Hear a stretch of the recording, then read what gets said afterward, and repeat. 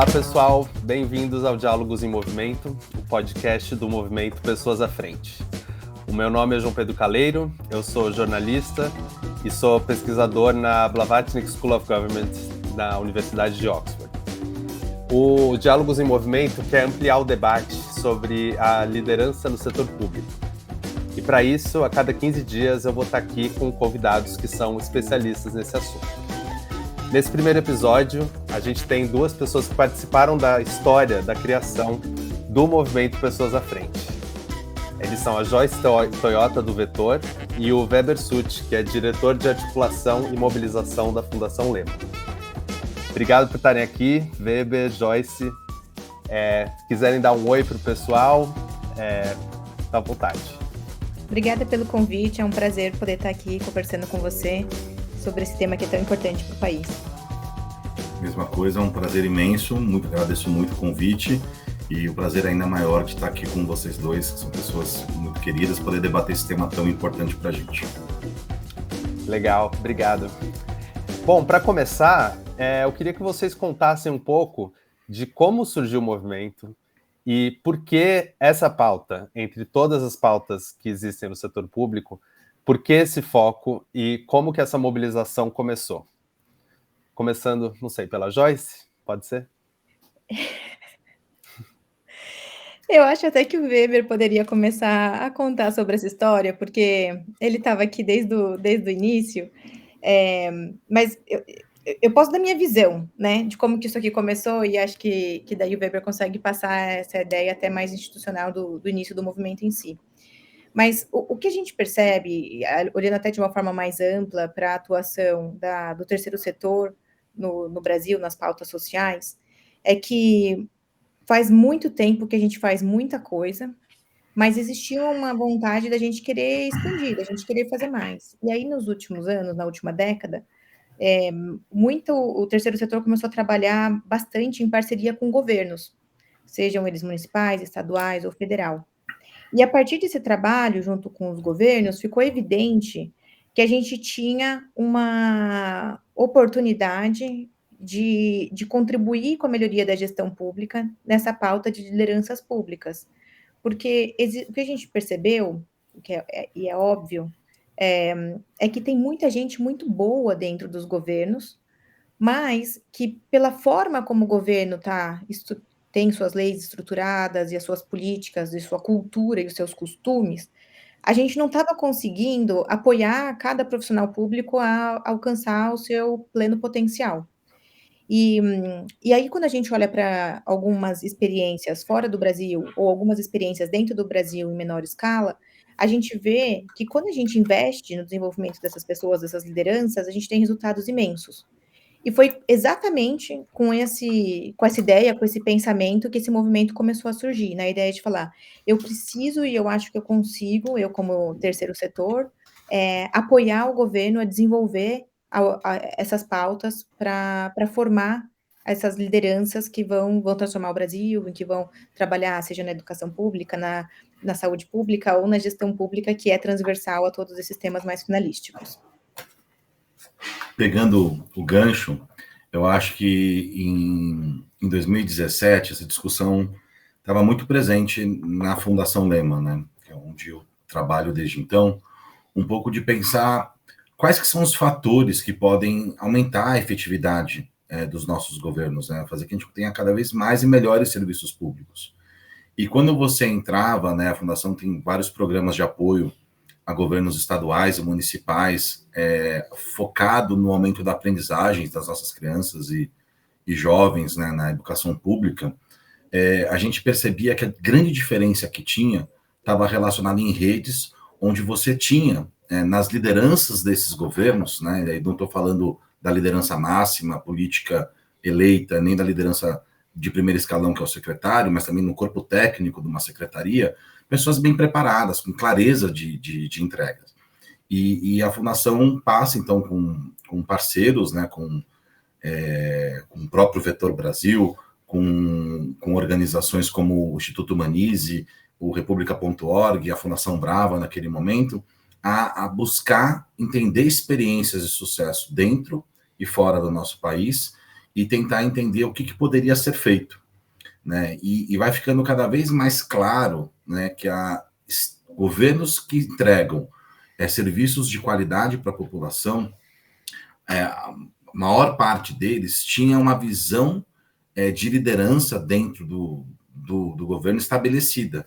Tinha um cuidado na forma de você estabelecer essas lideranças, de estabelecer clareza de resultado para essas políticas, e a gente começa, então, a fazer um trabalho de perceber se existiria, né, em lideranças políticas brasileiras, o interesse de se engajar nessa pauta. Porque também, aquela velha máxima da política pública, né, o estado de coisas, ele é imenso, né? O estado de coisas são todas as agendas que podem ser tratadas, mas um tema só vira uma agenda quando você tem um interesse de fato político de trazer um dos temas, da possibilidade quase infinita de que você priorize dentro de um governo por uma agenda de prioridade. Para isso você depende de você ter lideranças engajadas com esse tema, lideranças políticas. E a gente começa a dialogar com lideranças políticas de diversos partidos políticos, de diferentes estados, um pouco trazendo esse tema, e há um engajamento inicial. Um engajamento que se consolida, no meu ponto de vista, no encontro que a gente fez com alguns governadores recém-eleitos e parlamentares e lideranças da sociedade civil em Oxford em 2018.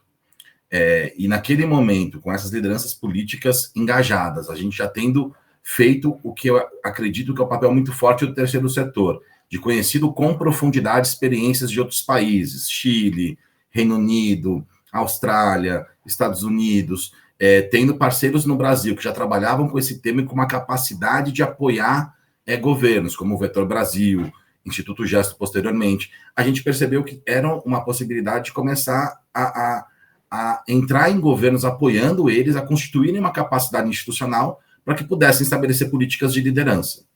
Isso começa em 2019, né, se estende em 2019, 2020.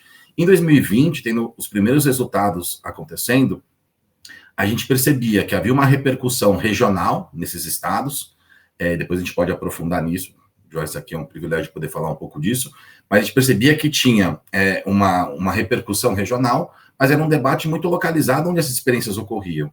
E em 2020, a gente resolve fazer um esforço coletivo desses governos, de especialistas de amplos espectros também políticos, de organizações da sociedade civil, de sindicatos, governo federal, vamos debater junto como que a gente pode pensar em aprofundar uma agenda que busque aumentar a efetividade no setor público brasileiro.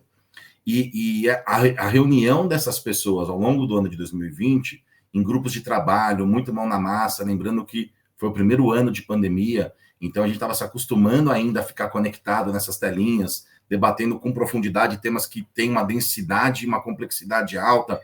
A gente foi percebendo que aquilo era muito maior do que um projeto de ampliar a capacidade de agenda.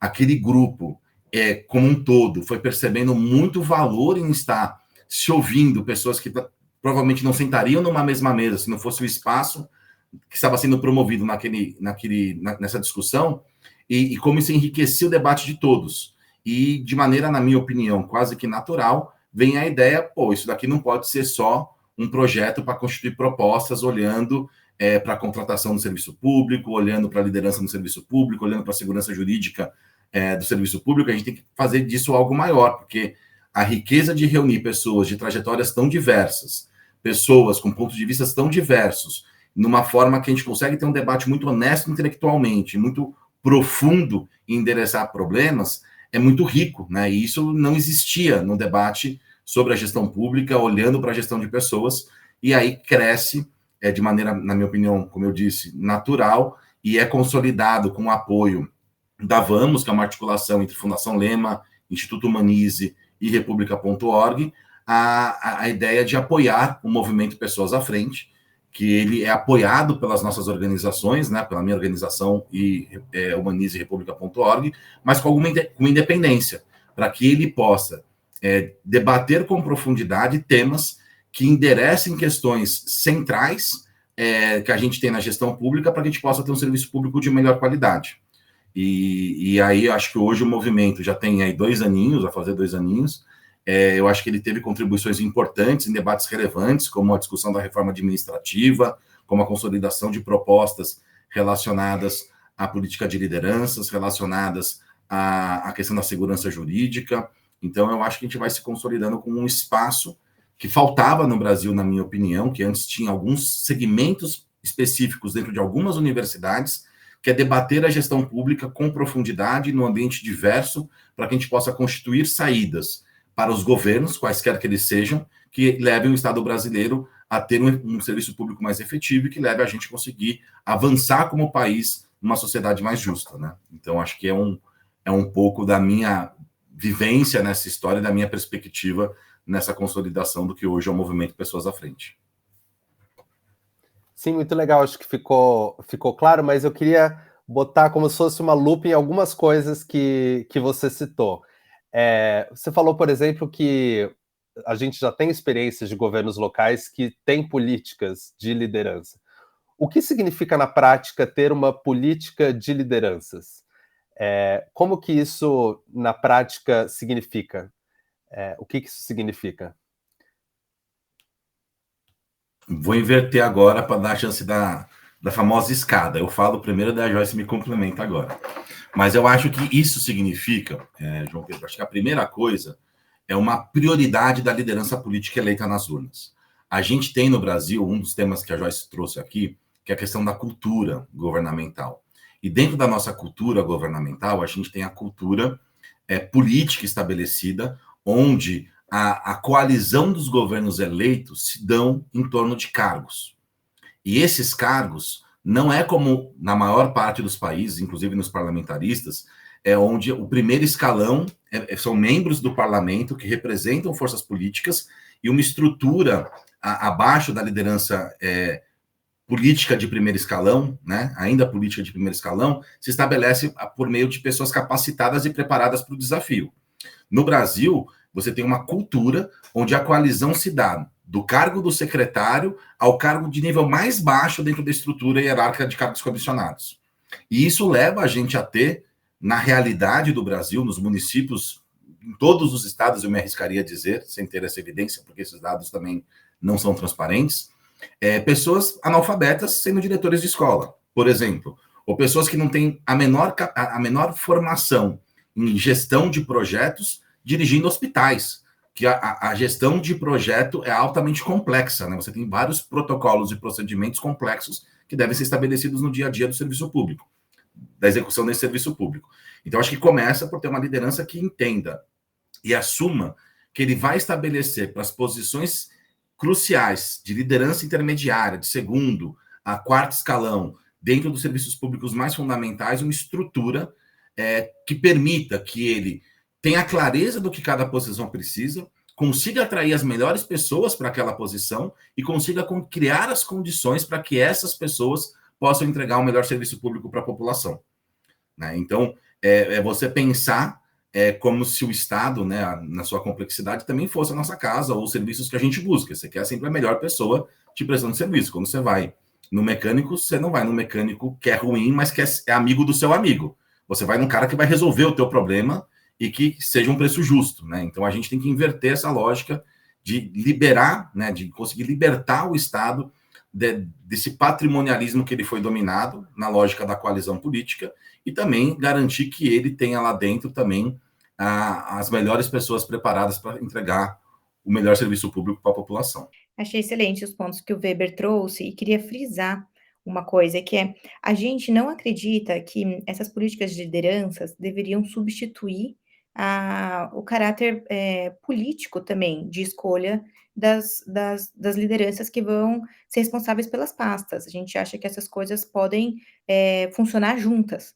O que a gente acha que não é funcional é ter uma escolha política do primeiro nível até o assistente que está lá no cargo de comissão, e tudo mais. Assim como a gente também não acha que é substituir o caráter político só por testes, só por questões técnicas, porque isso também não é funcional na prática. A gente acha que a gente precisa combinar essas duas coisas para ter um governo que consegue dialogar com o legislativo, um governo que consegue entender entender a população, entender pontos de vistas diferentes, para que assim a gente consiga pensar as políticas públicas, passá-las no legislativo, seja na Câmara, na Assembleia, e depois implementar de fato, né, entregar.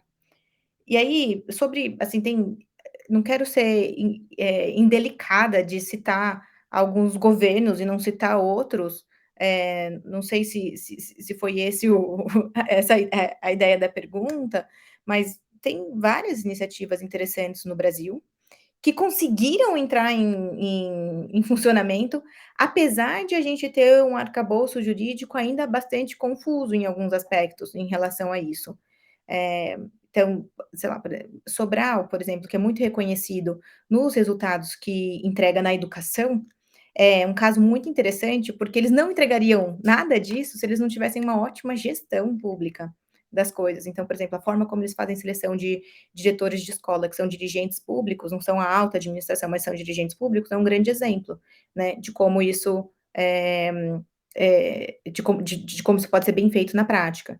Minas Gerais é um exemplo interessante também, porque num mandato um pouco mais distante, no começo da década passada, há uns 10 anos, a gente já tinha uma política bem interessante de atração, seleção e formação de profissionais públicos de altíssimo nível. E agora, num mandato mais recente, mais, né, agora no último mandato, a gente também teve, do governador, a gente também teve um programa muito importante, aí com foco na alta administração mesmo, bastante sério, que foi encabeçado pelo secretário de planejamento, pelo governador, e também foi colocado à frente. Então, a gente tem diferentes experiências aqui dentro do nosso próprio país.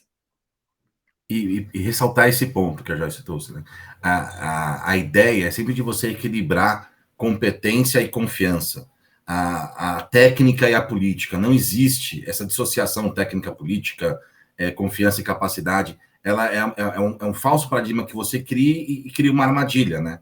O que eu costumo brincar é que a gente quer aumentar a discricionariedade do gestor no processo de selecionar, mas a partir de pessoas, de uma lista de pessoas preparadas para o desafio que ele está trazendo para aquela posição, e com isso combater a arbitrariedade que se instituiu na nomeação desses cargos por conta da forma que se monta a coalizão política no nosso país, né? Então, nosso presidencialismo de coalizão, que é um termo que na ciência política é muito tratado, né? Que levou a gente a montar essas coalizões como formas de governar, ela pode conviver com um sistema estruturado de lideranças de segundo a quarto escalão e vai gerar muito maior resultado. Para a classe política, eu não tenho a menor dúvida disso, muitos governadores e prefeitos colhem esses frutos, e também para toda a sociedade. Então, acho que aqui a gente pode parecer contraintuitivo no primeiro momento para a classe política, mas todos os governadores e prefeitos que instituíram processos de um sistema de alta direção em seus governos, hoje colhem frutos, e mesmo eles não se reelegendo, esse sistema se mantém dentro dos governos, né? Acho que o exemplo de Sobral, nos diretores de escola, o exemplo de Pernambuco, nos diretores regionais de educação, e tantas outras áreas e tantas outras experiências no Brasil que estabeleceram isso, né? Então, acho que esse é o nosso desafio, um pouco de conseguir comunicar. A população e o movimento Pessoas à Frente tem um datafolha que ele fez, que imagino que esteja no site, com informações de percepção da população, ela já percebe que não são as pessoas mais bem preparadas que ocupam essas posições, que se tivessem pessoas mais bem preparadas nessa posição, o serviço público seria melhor, mas ainda a gente vive uma resistência de uma classe política que está acostumada a pensar a política de uma forma, na minha opinião, muito atrasada, e que leva o Brasil a uma condição de retrocesso ou de freio de mão puxado na entrega de serviço público, né? Eu acho que é um pensamento, muitas vezes, de curto prazo, porque o político colhe esses resultados, mas não é tão curto prazista quanto nomear um um amigo ou algo assim. Vocês trouxeram algumas diferenciações importantes. Isso não é um debate sobre a capacidade da população direcionar as políticas e escolher democraticamente o direcionamento das políticas. Isso não está em questão. É uma questão de alinhar isso com a capacidade de entrega do Estado, independente do que a população escolha como o caminho mais correto.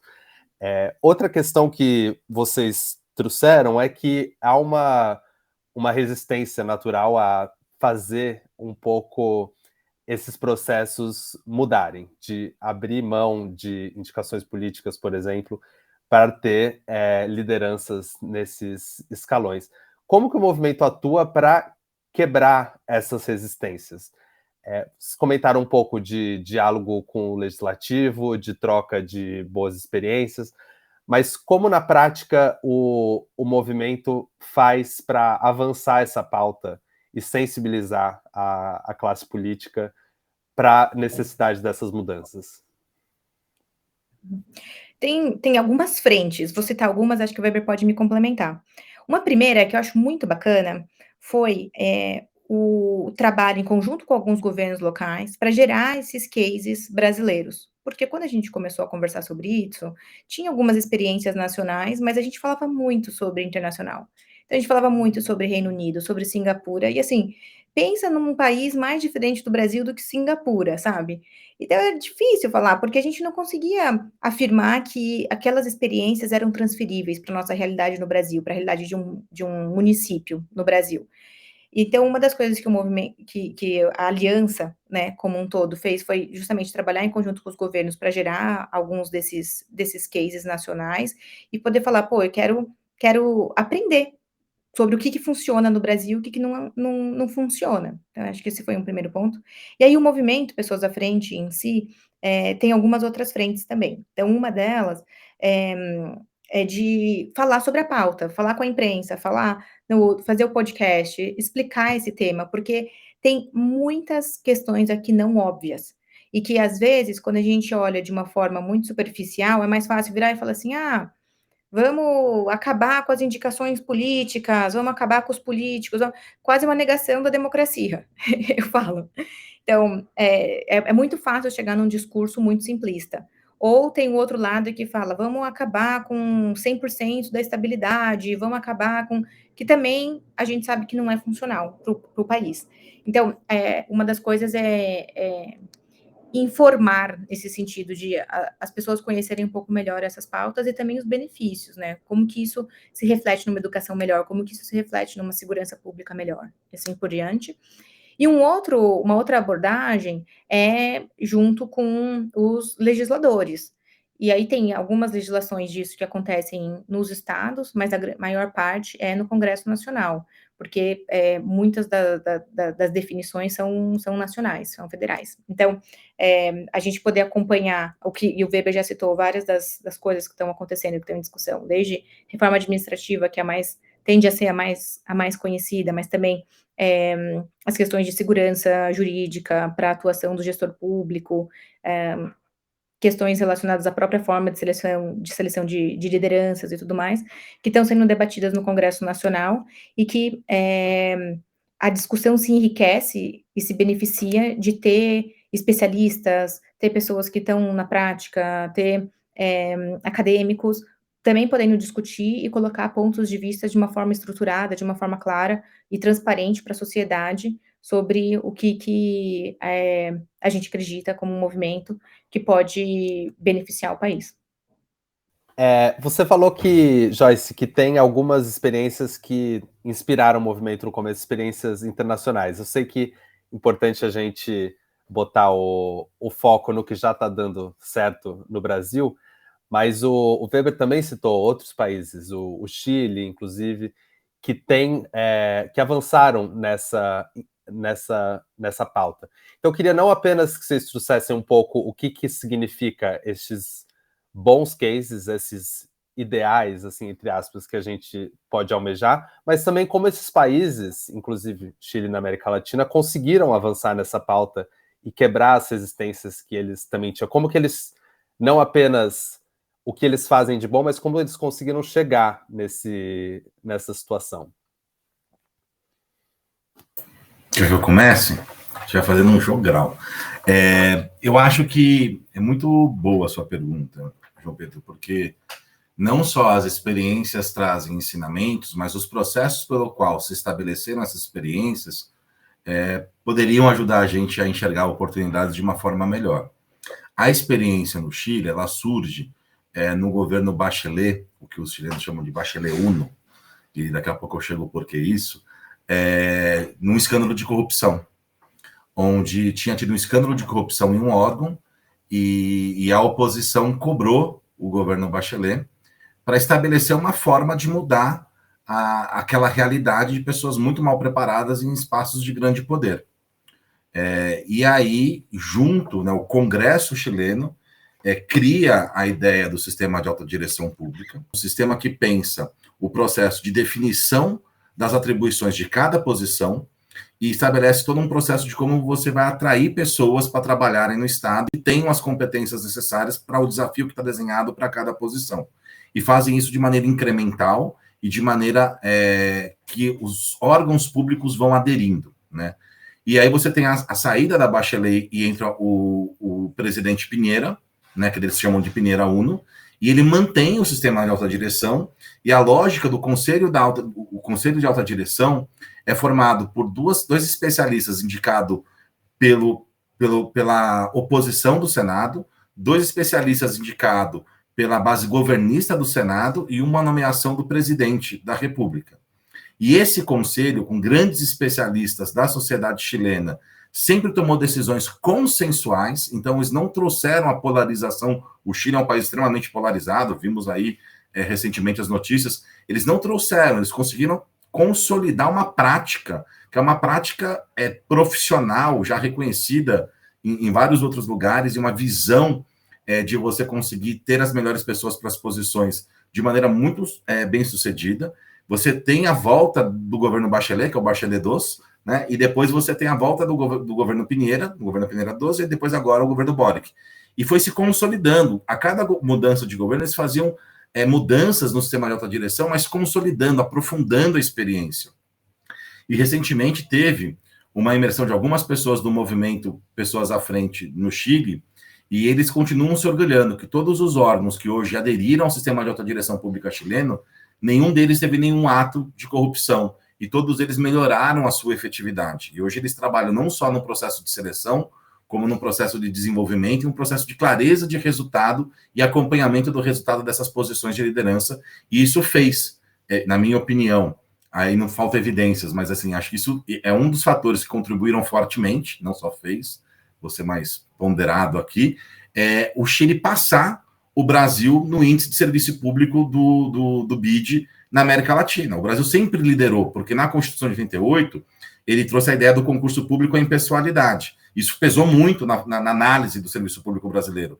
A burocracia weberiana, né? O Brasil tem uma burocracia forte, etc. e tal, mas ele parou no modelo formal. E quando o Chile traz o sistema de alta direção, olhando para competências, olhando para resultado, apoiando no desenvolvimento, o Chile passa o Brasil nesse índice, né? Então a gente perdeu essa posição de liderança de uma estrutura governamental pronta para entregar as populações para o Chile, e eu acho que muito baseado nessa experiência recente de consolidação do sistema de alta direção pública chilena. Tentando dar um recorte aqui também que faça sentido para quem está nos ouvindo e não aprofundar demais nessa discussão. Mas a lógica é simples. Eu tenho que ter clareza do que eu quero, eu tenho que ter clareza do compromisso que eu assumo com a sociedade, então eles assinam um acordo de compromisso, e eu vou trazer as melhores pessoas para entregar isso, né? E as pessoas também têm que rotacionar nas suas posições. Acho que tem todo um processo bem estruturado hoje no Chile, que é uma inspiração muito importante. Excelente essa explicação, essa aula sobre o sistema de autodireção chileno em 5 minutos ou menos. Weber, adorei. E aí, eu ia só fazer um comentário, porque o João fez uma pergunta sobre em que condições, né, que se deu essas transformações. E uma coisa que eu acho interessante é que a gente também fez uma conversa uma vez com o pessoal de Portugal, que também fez uma reforma, e aí a gente falou assim, do que você conhece de como foi o processo de implementação do sistema de autodireção em Portugal e a realidade do Brasil. A gente perguntou para um dirigente lá, como que você vê isso acontecendo no Brasil? Ele falou, eu acho que é muito mais difícil fazer no Brasil, porque isso aconteceu, essa reforma aconteceu em Portugal, porque a gente tinha a União Europeia no nosso pé, colocando pressão, o João Bilim, colocando pressão para que isso acontecesse. E vocês aqui no Brasil, vocês estão no fundo do poço em alguns aspectos, mas sempre tem mais um andar embaixo, né? Então, e meio que não estão ainda, né? Não consegue gerar essa comoção inteira para poder fazer essa mudança. Então, a gente fala, puxa, mas será então que eu tenho que esperar piorar para poder conseguir ter força para fazer uma boa reforma nesse sentido? Isso é muito, muito pessimista, né? Mas é interessante ver que como o Brasil não está em nenhum bloco, né, como a União Europeia, o Brasil está no Mercosul, está em outros blocos, mas em nenhum bloco que faz pressão nesse sentido, é mais difícil passar esse tipo de reforma. E aí eu entro no meu otimismo, que eu acho que é o movimento Pessoas à Frente. Se ele conseguir se comunicar com a sociedade, essa pressão pode vir da sociedade organizada. Eu acho que a gente tem força para trazer a capacidade de olhar para as pessoas no centro. Tem um dado que eu sempre repito, que eu acho o retrato do que a gente tem hoje no Estado brasileiro.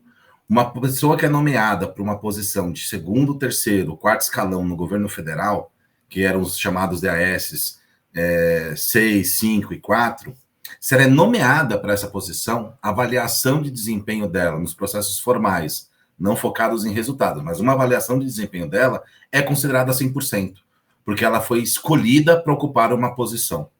Quando, na verdade, quanto mais alta a sua posição dentro do governo, quanto mais alta a posição dentro de uma organização civil, ou no setor privado, ou numa organização do terceiro setor, maior é a sua responsabilidade por aquele compromisso, maior é a sua responsabilidade de conseguir mobilizar o seu time, mobilizar os recursos, conseguir dialogar com o mundo político e traduzir as diretrizes emanadas das urnas em realidade das políticas públicas. E aqui é o inverso. Uma vez selecionado, você é tido como perfeito. Eu acho que são essas distopias que existem no Estado brasileiro que levam a gente, muitas vezes, a tirar o nosso foco das pessoas que estão dentro do Estado, de cada servidor e que executa o serviço que vai para o cidadão. Qual que é o incentivo que tem um dirigente público numa posição de segundo, terceiro escalão para poder gerir bem o seu time, pensar as melhores alternativas, se para ele, uma vez que ele está lá, ele é considerado exemplar nas suas entregas, né? Então, eu acho que o desafio é profundo, né? Como disse o Bilim. Eu acho que a gente não vive uma condição de uma pressão externa, talvez bilateral ou multilateral, mas eu acho que a gente tem que consolidar uma pressão interna de diálogo, que eu acho que também o que teve no Chile, no meio de uma crise política, foi diálogo. Então a gente tem que conseguir conversar, e hoje a gente apoia governos que são de partidos tidos, né, no espectro, na análise de cientistas políticos mais à direita e mais à esquerda. Eu acho que a capacidade de mostrar que isso é uma política de governos de esquerda, isso é uma política de governos de centro, isso é uma política de governos de direita, porque isso é uma política de Estado, ter um sistema de direção, uma política de Estado, é que vai fazer a gente poder consolidar e avançar na garantia dessa visão de um Estado que entregue mais e melhores serviços públicos para a população. O que vocês trouxeram é que existe um lado pessimista, digamos assim, de que é necessário ou uma crise grande ou uma pressão externa para conseguir fazer essa pauta avançar, e outra visão de que, na verdade, isso está tão ligado à vida da população que, fazendo essa conexão, isso pode acontecer. E essa visão de que isso é um problema, eu acho que está relativamente consolidada, de que isso não está funcionando. E, inclusive, o Weber citou essa pesquisa do Datafolha, que eu vou trazer uns dados aqui, que pesquisa de 2021, 88% das pessoas concordam que parte dos seus problemas cotidianos estaria resolvido se os funcionários públicos fossem mais eficientes. E apenas 78% concordam que pessoas bem preparadas em cargos importantes produzem impacto positivo nas suas vidas. E só 20% considera que as chefias avaliam de perto o resultado dos serviços públicos prestados à população. Então, eu acho que a percepção está aí. O difícil é fazer essa ponte de que a solução também está ao alcance, né, da classe política, e que existem bons exemplos, inclusive, dentro e fora do Brasil. Tem uma das táticas do movimento é a carta compromisso.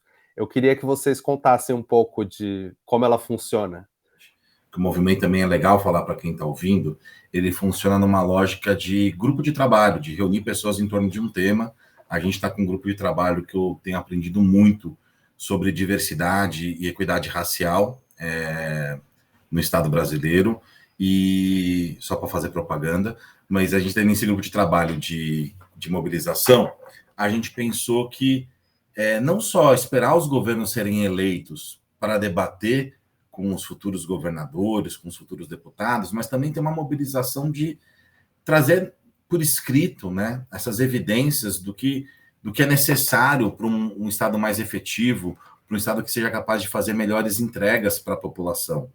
E aí a ideia de criar essa carta, onde a gente circulou e tem circulado ainda com candidatos, e temos, né, é importante dizer, a gente teve um relato na última reunião de governança, assinatura de vários postulantes, de alguns vencedores do processo eleitoral do primeiro turno, postulantes que estão no segundo turno, mas a ideia de que eles pensem e assumam um compromisso de adotar processos estruturados, né, e transparentes para as posições de segundo, terceiro ou quarto escalão, né, que eles possam implementar uma cultura de pessoas dentro dos governos, aquilo que eu disse lá atrás, ter lideranças políticas que olham para as pessoas no seu governo como um maior ativo para entregar e melhorar a entrega de serviços públicos para a população e que possam investir no desenvolvimento também estratégico dessas pessoas, né?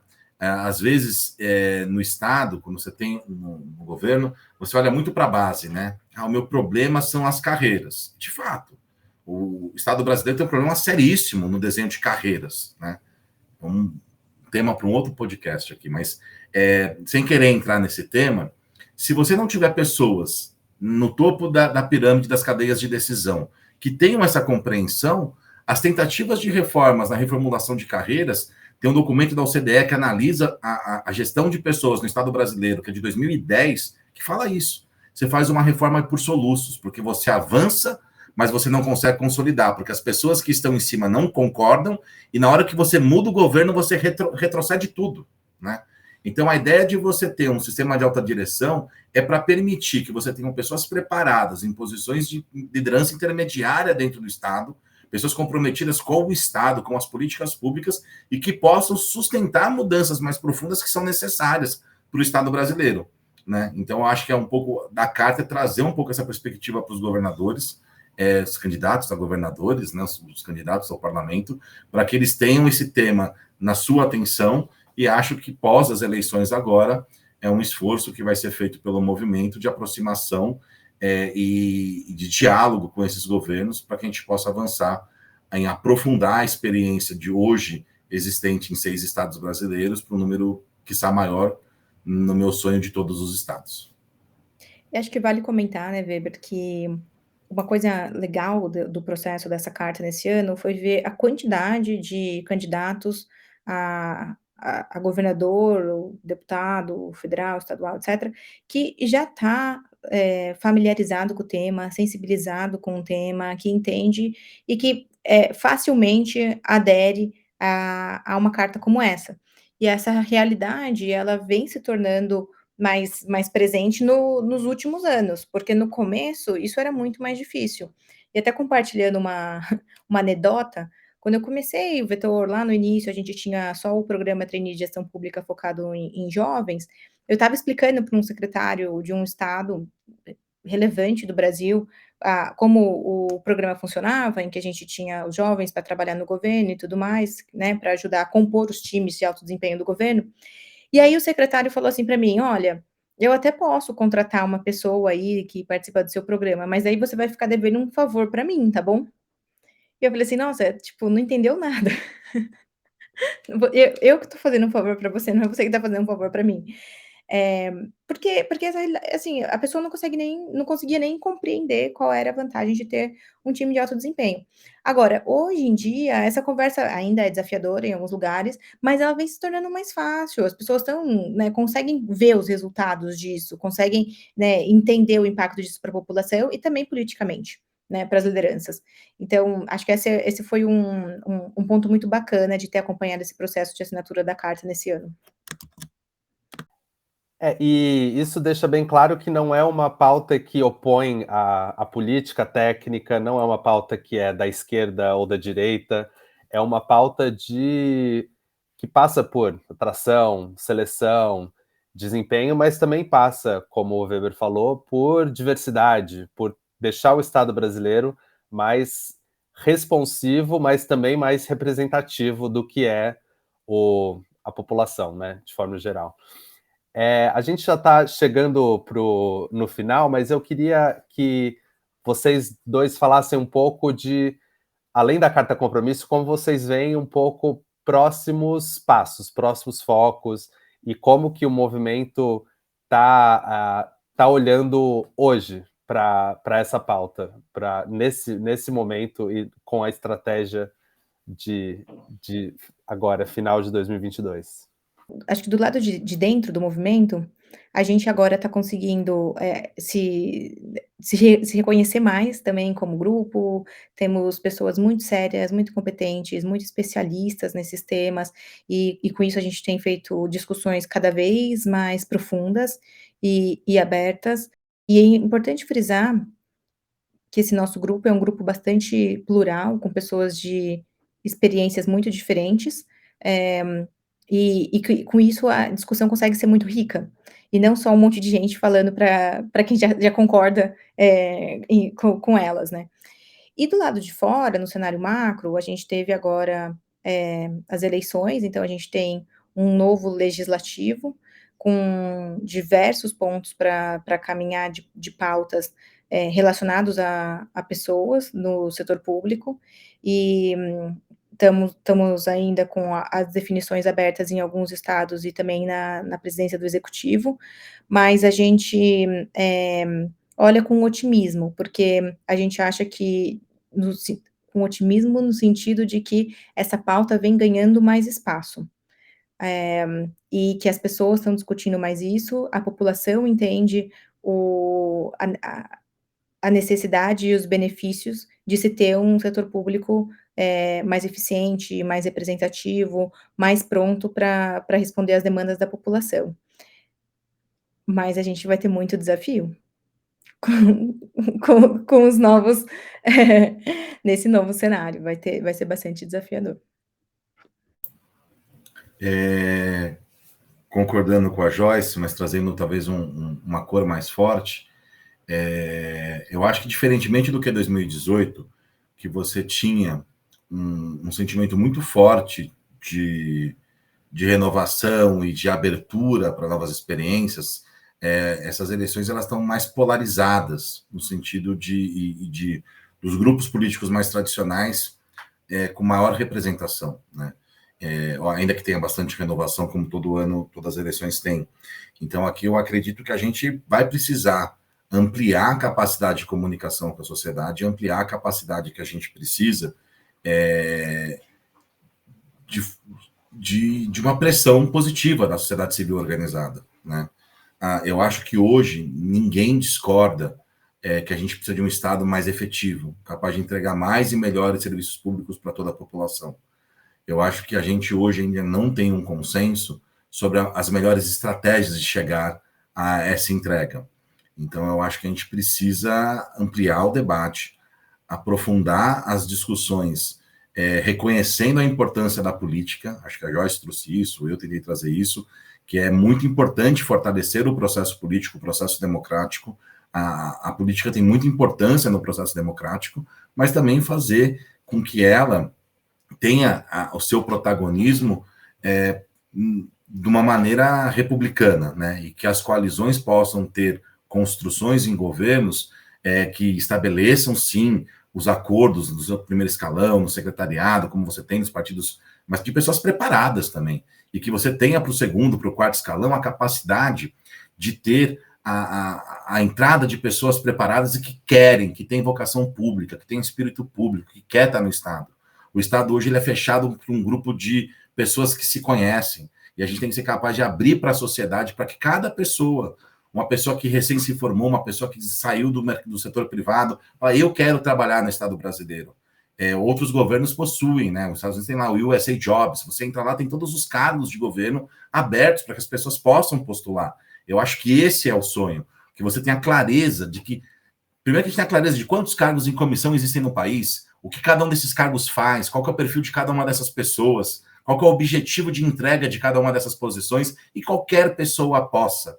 E se a gente tiver essa abertura, a gente trabalhar sim para garantir que a representação dos espaços de poder dentro do Estado, nas posições de liderança, de segundo a quarto escalão, também tenham a cara do Brasil na sua composição racial, na sua composição de gênero, e que a gente não viva essa subrepresentação de grandes maiorias brasileiras nas posições de liderança, porque isso leva a gente a ter políticas públicas mal desenhadas, que não conseguem entender os dilemas de parcelas grandes da população, porque você tem pessoas lá que não têm a vivência dos problemas reais brasileiros, né? Então, acho que a questão da diversidade que você trouxe, João Pedro, eu queria aproveitar para fechar com ela não se trata apenas de uma reparação histórica que a gente possa ter na questão racial, do racismo estrutural que a gente tem na sociedade brasileira, mas ela também se trata de você ter um Estado efetivo, capaz de desenhar as políticas públicas que o nosso país precisa para ser mais justo.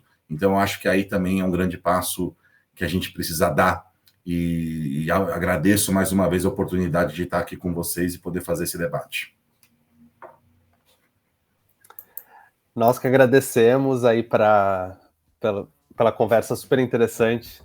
E agora a gente chegou ao fim, infelizmente, mas queria agradecer todo mundo que ouviu até aqui, falar que quem gostou, acha que tem algum amigo, alguém que pode se interessar pelo conteúdo para compartilhar, para a gente trazer essa pauta, levar essa pauta mais além, e também seguir o movimento nas redes sociais, no LinkedIn e no Instagram, só procurar o movimento Pessoas à Frente, tudo junto.